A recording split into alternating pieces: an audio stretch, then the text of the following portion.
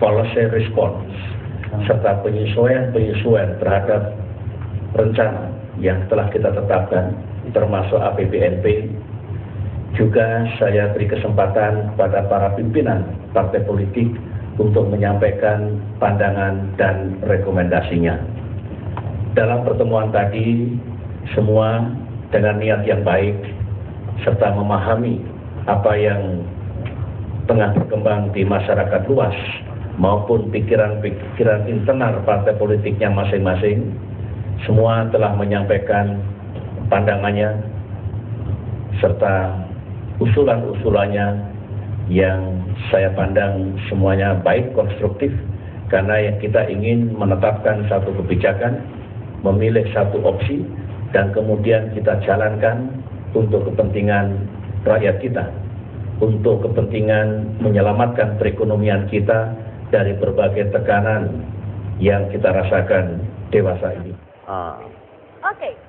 Kemarin di CKS sudah ada pertemuan dengan beberapa partai koalisi dan Pak Jafar salah satunya yang diundang ya Pak ya, dengan beberapa pemimpin ketua-ketua fraksi yang lain. Baik, ya. Apa hasilnya Pak? Ya, jadi kita dibicarakan bagaimana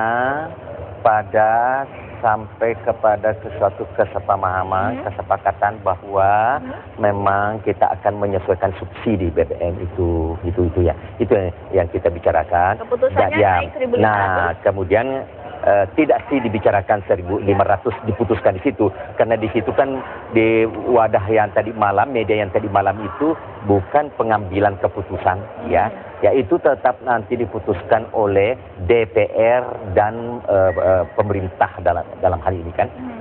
Jadi tadi malam itu hanya membicarakan seluruh aspek-aspeknya dan kemungkinannya dan kenapa ya mesti ada penyesuaian subsidi itu yang dibicarakan tadi malam, dan sampai kepada satu kesepakatan bahwa perlu ada penyesuaian daripada subsidi daripada BBM itu. Oke, sebelumnya kan salah satu fraksi atau satu partai dalam koalisi Setgap ini ada yang menolak kenaikan BBM, yaitu PKS. Semalam bagaimana hasilnya? Ya, dengan pembicaraan, dengan pemahaman ya, sampailah kepada bahwa PKS ya, yang dihadiri oleh Presiden PKS ya, Pak Lutfi, dan juga Mustafa Kamal, ketua fraksinya ya. Nah, kemudian menjelaskan bagaimana dia bisa memahami, dia bisa menerima dan dapat menyetujui bagaimana dapat menyesuaikan daripada subsidi BBM itu. Jadi poin pentingnya adalah kemarin akhirnya PKS yang kemarin bersikukuh untuk menolak kenaikan BBM, kemarin akhirnya menyetujui ya Pak ya? Ya. Baik, kemudian apa-apa saja nanti langkah yang akan ditempuh oleh Setgap usai pertemuan kemarin? Nah, jadi yang pertama kan sebenarnya kan bahwa memang pada 2012 dengan asumsi ya, pada rupiah, nilai rupiah 8.800 ya. Kemudian nilai ICP 90 per US dollar, maka itu ada subsidi kepada BBM itu 123 triliun. Nah, kemudian perkembangan bahwa Januari Februari 2012 pada waktu baru mau diimplementasikan daripada APBN itu sebagai salah satu kan trigger daripada perekonomian kan. Nah, itu kemudian harga minyak kan beranjak menjadi 115, 120 dan masih ada kemungkinan ya akan naik. Nah, oleh karena itu dengan demikian maka tentunya akan semakin meningkat, semakin membengkak subsidi itu.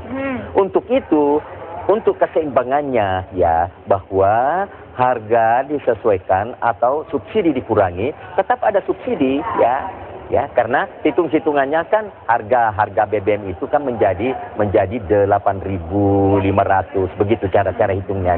Nah, kemudian per liter. Oleh karena itu kalau harganya 4.500, maka subsidinya kan juga sampai 3.500. Nah, kalau misalnya dinaikkan 500, 1.000 atau 1.500 itu ya subsidinya akan berkurang, tetapi subsidinya masih tetap juga kan. Jadi ada sama-sama di sini untuk bagaimana menanggung untuk satu keseimbangan perekonomian kita, kemudian yang kedua untuk keseimbangan daripada APBN kita, dan yang ketiga untuk kemaslahatan dari seluruh masyarakat. Adakah kemarin fraksi yang ceritakan kekhawatiran mereka bahwa ini nanti dampaknya akan cukup besar di masyarakat. Sekarang ada beberapa sektor perekonomian, misalnya beberapa pedagang sudah menaikkan harga dan harganya itu cukup lumayan loh Pak Jafar. Ya memang, ini kan kenaikannya kalau 1.500 itu kan kenaikannya dari 4.500 itu kan 30%. Nah itu kan 30% BBM. Nah BBM komponen daripada BBM pada mobil misalnya transportasi ya, transportasi umum ya,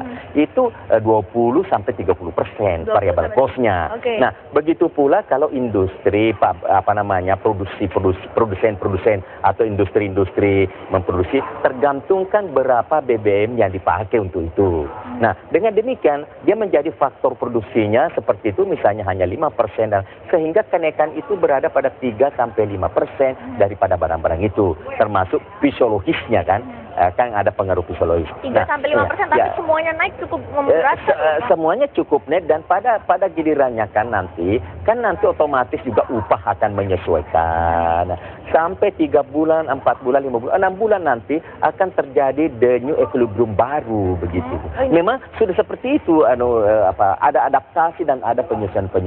Tetapi sekali lagi kalau ini kita tidak bisa mengurangi subsidi akan menjadi beban yang untuk peruntukan yang lainnya akan menjadi. Tapi kalau dihitung itu masyarakat kita mampu nggak untuk itu mengatasi itu? Oleh karena itu kan ada paket-paketnya. Yang pertama ini ada paket BLSM-nya ya. Ada paketnya seperti yang pertama dulu bantuan kan ada penyesuaian ya, ada penyesuaian APBNP dulu dibahas lebih awal kan sebelumnya. Yang kedua, bagi masyarakat yang terkena ya, saudara-saudara kita yang kurang mampu itu diberikan bantuan langsung sementara kan masyarakat. Itu diberikan itu karena memang dia kena dampak ya 150.000 per bulan itu berlangsung sampai 9 bulan ya kan diberikan. Oleh karena itu disiapkan kurang lebih 25,6 triliunan. 150.000 per orang ya, per orang kan per bulan. Okay. Nah, kemudian kan kira-kira itu rumah tangganya itu mencapai 17 juta.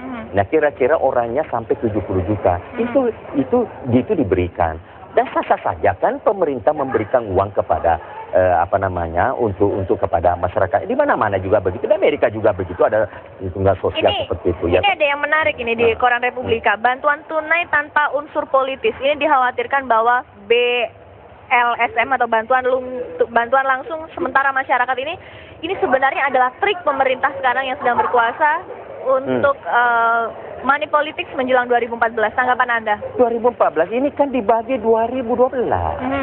Iya. Persoalannya kan kenapa BBM itu naik? Kenapa harga minyak dunia itu naik kan? Nanti juga memang ada model yang kita ajukan in the short run ya, in the medium run. Itu bagaimana kita lepas dari sandra-sandra daripada fluktuasi atau harga yang semakin meningkat terhadap BBM.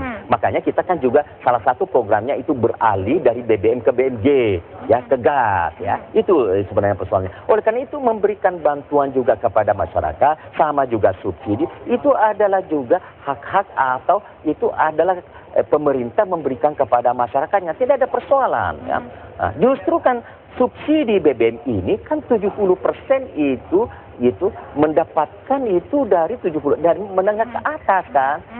Yang masyarakat terendah kan kalau berbicara transportasi sudah umum seperti itu berapa sih? Yang punya mobil kan menggunakan subsidi seperti menengah ke atas itu kan, apalagi Indonesia di mana di Jakarta, di kota-kota besar di mana public transportation public itu akan kurang ya. Itu justru itu akan dibenahi nantinya. Itu paket-paketnya. Berarti 1 April sudah positif kita akan naik BBM? Insya Allah. Jadi ini persiapan ini 2 minggu ini ya, kalau sudah disetujui kemarin ya, baik Menteri SDM, pemerintah ada Menteri Keuangan, asumsi untuk menuju ke APBNP itu sudah disetujui ya, dan akhirnya juga nanti bahwa pada gilirannya dinaikkan. Oleh karena itu pada tingkat berapa dinaikkan itu nanti diputuskan oleh DPR ya, bersama dengan pemerintah atau pemerintah bersama DPR.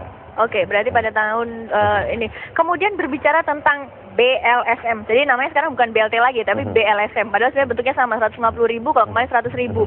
Mulai dibagikannya kapan?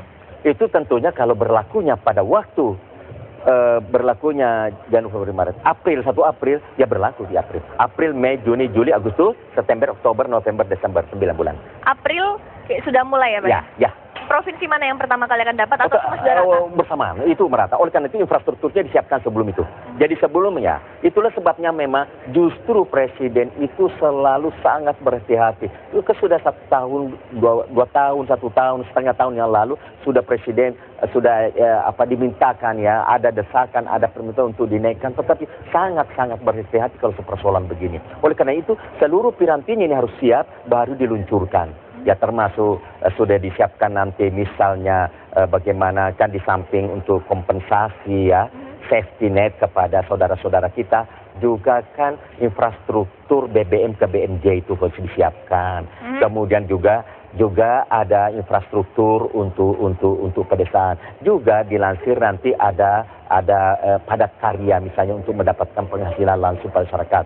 Kemudian juga yang menarik adalah paket yang bersamaan itu adalah juga ada penghematan di lembaga-lembaga pemerintah yang mencapai 18,9 triliun untuk paket di situ ya, yaitu mengurangi daripada belanja-belanja yang masih bisa dikurangi dari pemerintah. Itu sudah betul. Kemudian juga ada penghematan listrik untuk gedung-gedung. Ya kita juga minta bahwa semua televisi pun tidak usah 24 jam misalnya ya, jam 1 seperti yang dulu toh. Marilah kita semuanya sama-sama sama-sama menggunakan.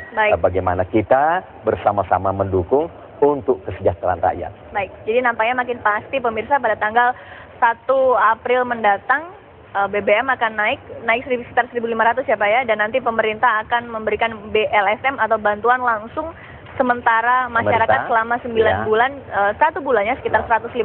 Semoga itu memang benar-benar bisa mengatasi ya kenaikan harga bahan atau barang-barang atau bahan-bahan pokok lainnya. Baik, selanjutnya saya akan menyapa rekan saya Arif Fadil yang ada di Dan Mogot. Sedang apa ya Rivi? Kita akan temukan jawabnya usai jeda pariwara berikut.